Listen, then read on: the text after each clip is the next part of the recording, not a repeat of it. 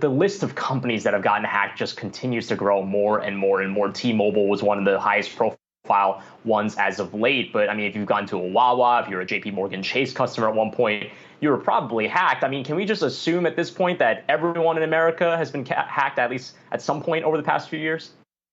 It's funny you should mention that because that's actually my column for this week, basically pointing out that, yes, if you live in America, chances are your content or your information has been part of a hack. So you've been hacked.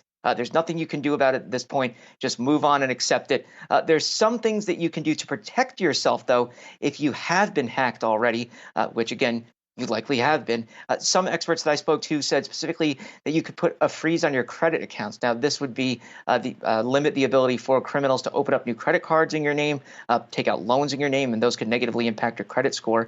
They are cumbersome, though, and taking them off is also a hassle, especially if you're going out for a home loan or you're getting a new apartment, things along those lines. But that's a good way to protect yourself. As far as what we can do to stop these companies from basically letting our information go out the door, a lot of experts point to a need for some kind of punishment system that the government would put into place, some kind of damages where they would have to pay up. And we have seen fines levied against some companies. Equifax, obviously one of the biggest, but a lot of issues come down to they'll just provide you with credit monitoring for 2 years. In Equifax's instance, it was 10 years in some instances. So there really needs to be some kind of mechanism put in place.